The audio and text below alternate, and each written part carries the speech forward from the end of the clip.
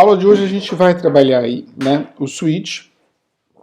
Então, só para passar aí, antes de fazer os nossos exemplos, tá? O que nós vamos ter aqui, né? Primeiro, só para relembrar aí, né?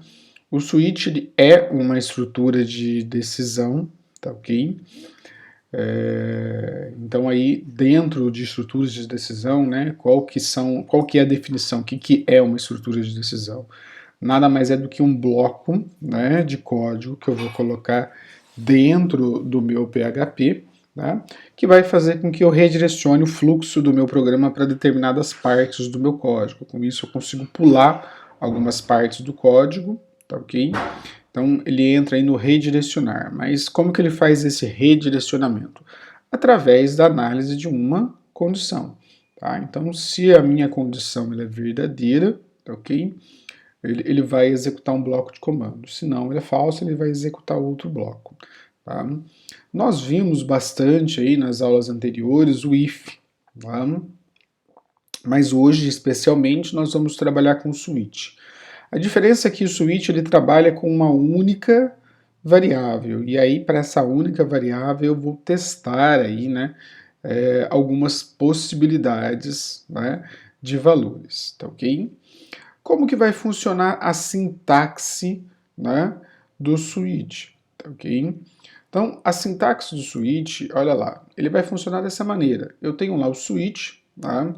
Aqui em cima eu coloquei condição, mas na verdade eu vou colocar a minha variável. Essa variável, ela necessita ser ou uma variável inteira ou uma variável do tipo caractere, tá?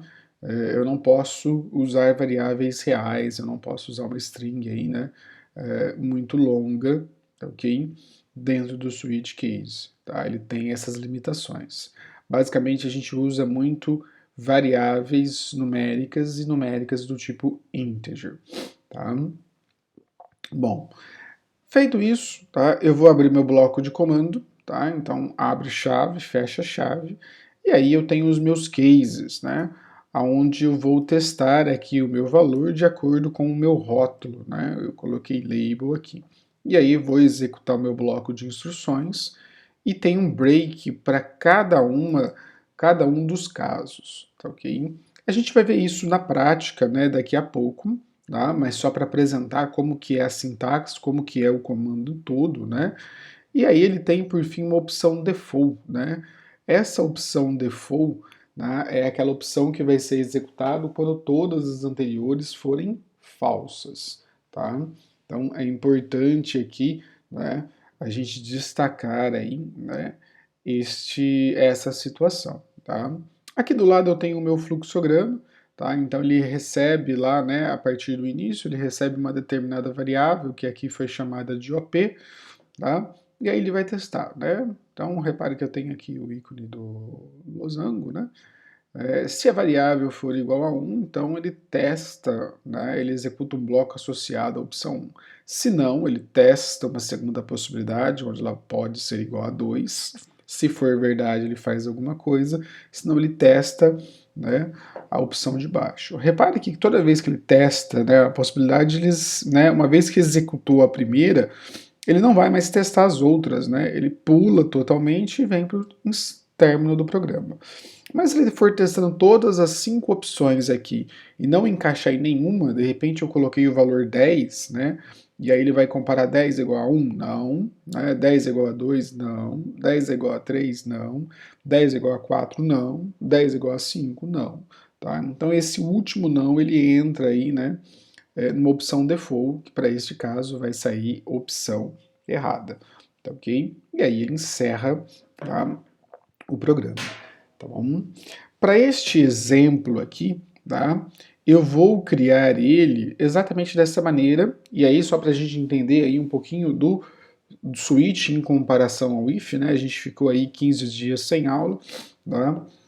Eu vou fazer ele inicialmente com o if, e depois eu vou fazer ele com o switch, tá?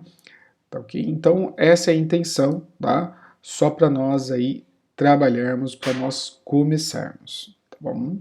Bom, seguindo aqui, eu vou abrir eu vou fazer isso dentro do site do W3 Schools. Quando vocês forem trabalhar, né, também vai ser assim, né? Daqui a pouco eu deixo aí o link para facilitar para vocês, tá joia?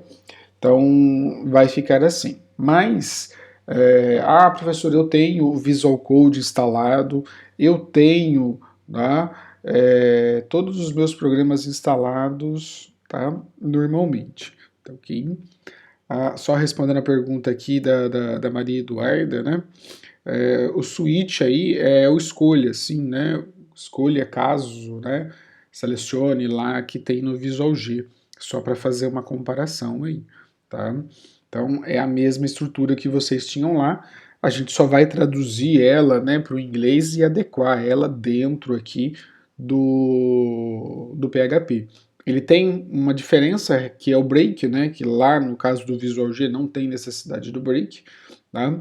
Mas aqui a gente vai ver que tem necessidade sim, e aí eu vou explicar, né, onde que vai entrar e quando que eu vou usar o break, tá bom? Mas só respondendo a pergunta aí, sim, é o escolha do Visual G, tá bom?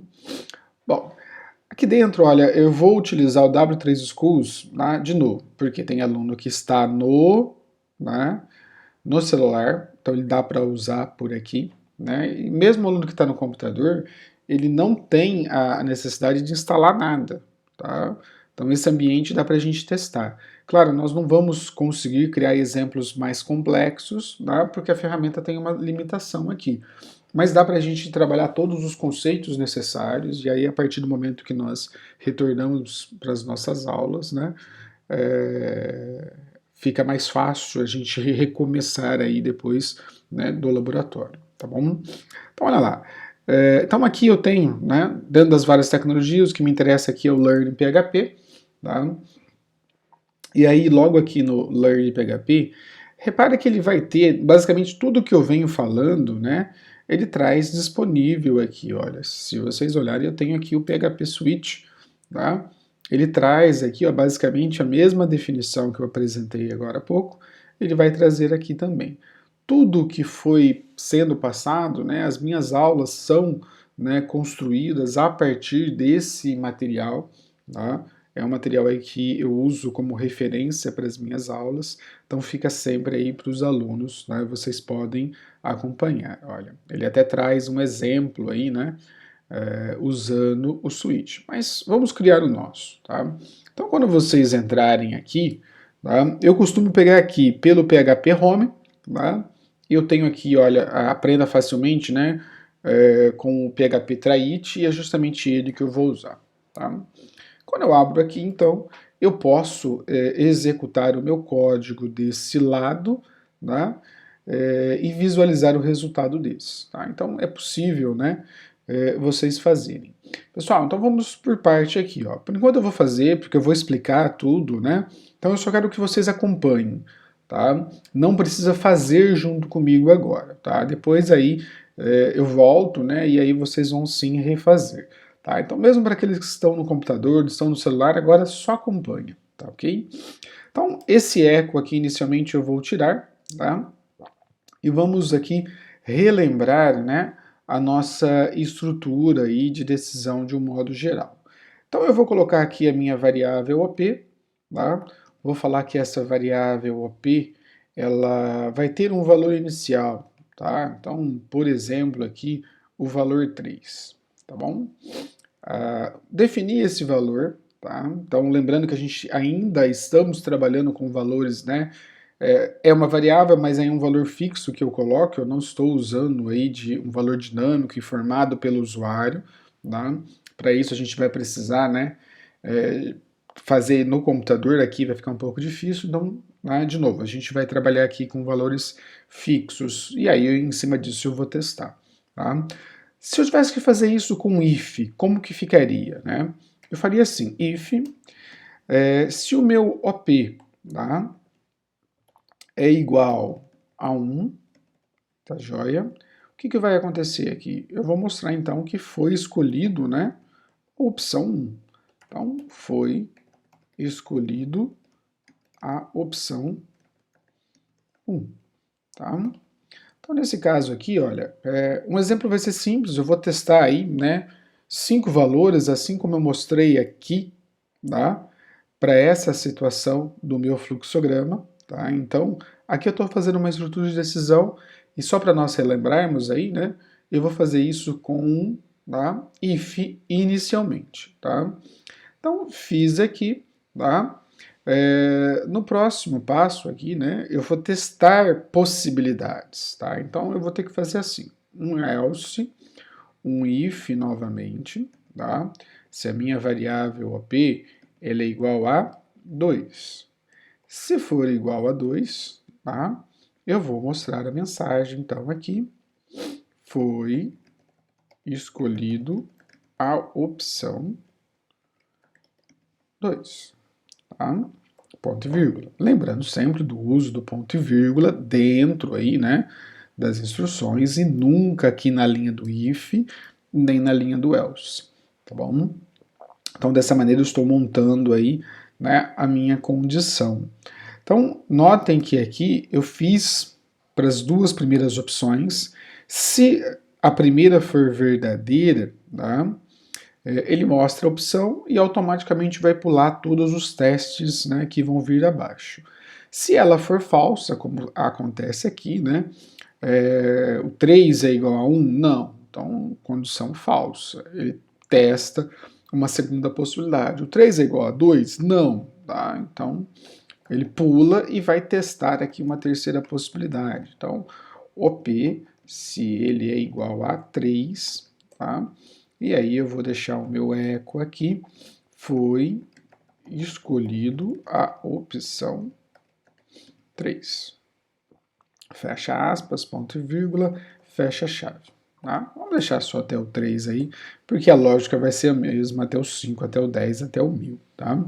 Então, o fato é que, olha, eu venho aqui, para a última opção, eu vou deixar um else, de modo que, se não for nenhuma das três opções, né, eu falo que o meu usuário, né, foi escolhida uma opção inválida, tá?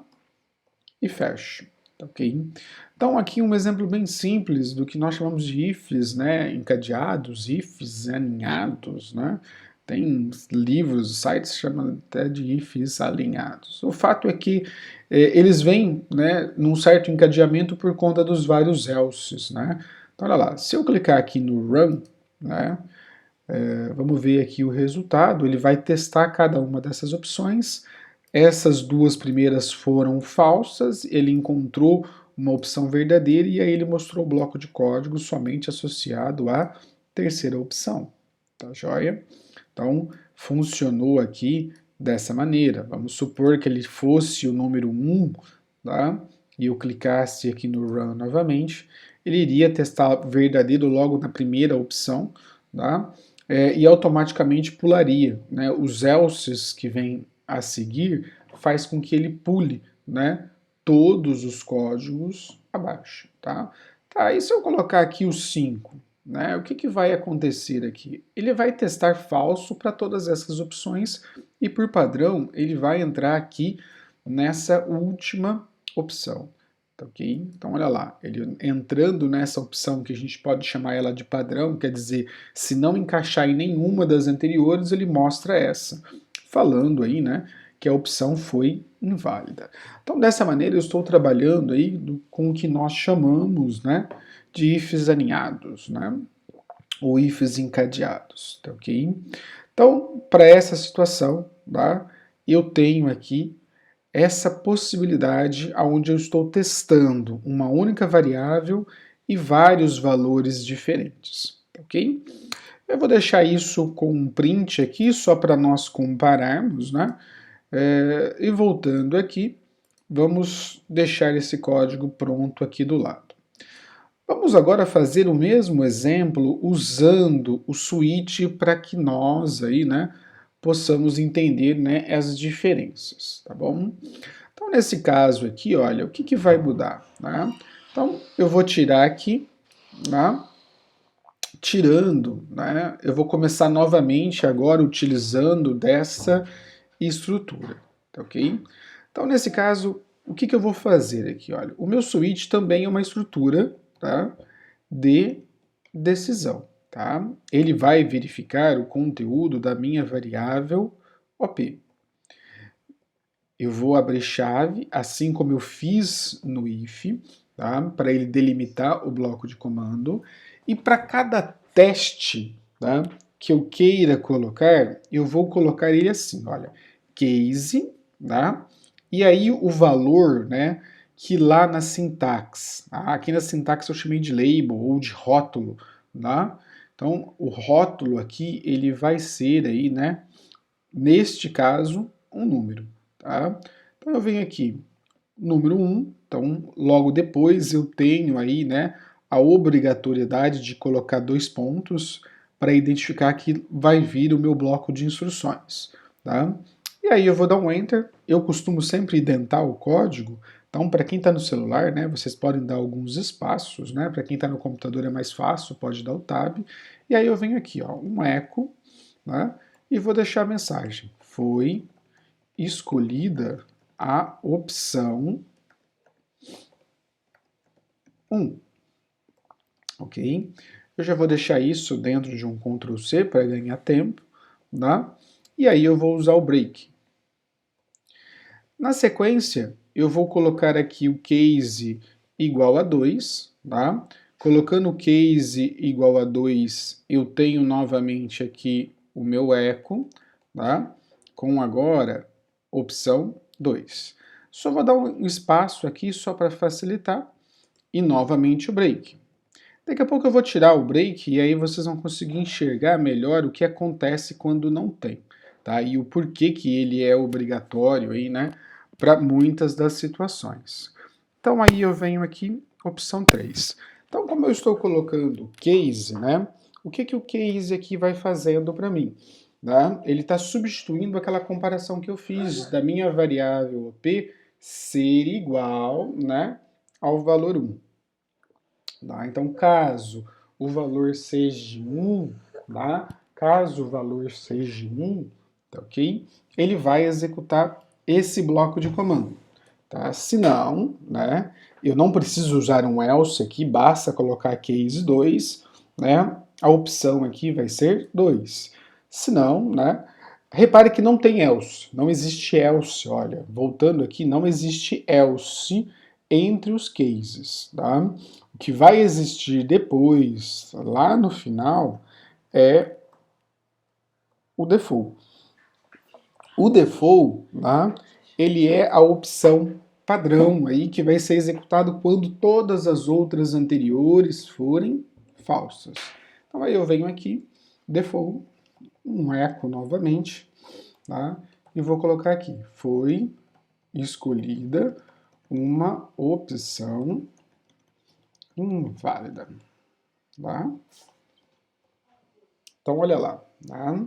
Reescrevendo, né, o meu problema baseado aí, né, agora numa outra estrutura de decisão que é o caso do switch, tá? Então neste caso aqui, ó, vamos supor que eu tivesse o número 2, né, e eu clicasse aqui em Run, olha lá, ele testa a primeira opção, como não foi escolhida a primeira opção, ele testa a segunda, tá? Então é importante reforçar que não há a presença do else, tá? Somente case entre todas as opções. Então olha lá, foi escolhida a opção 2. Então repare que eu tive aí a mesma situação. Vamos supor que aqui eu colocasse o valor 7, tá? E colocasse um run novamente. Ele iria testar todas elas, tá ok? Não encontrou nenhuma, então ele entra na opção default, ele entra na opção padrão, tá? Foi escolhida uma opção inválida, tá? E aí ele mostra, então, para nós, né, é dessa maneira. Repare que para o usuário, né, o resultado da minha página, né, é indiferente se ele vai estar, né, com if ou se ele vai estar com switch. Isso significa que quem escolhe isso, né, é, né, o programador. Então é ele quem vai escolher se ele vai usar um if, né, para resolver o problema, ou se ele vai usar aí um switch para resolver o problema, tá ok?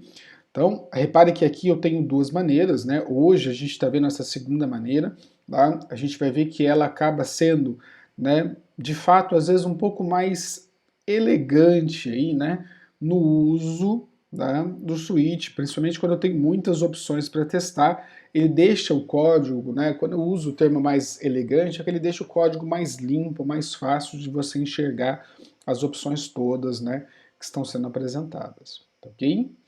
Bom, antes de finalizar aqui, olha, o uso do break, tá?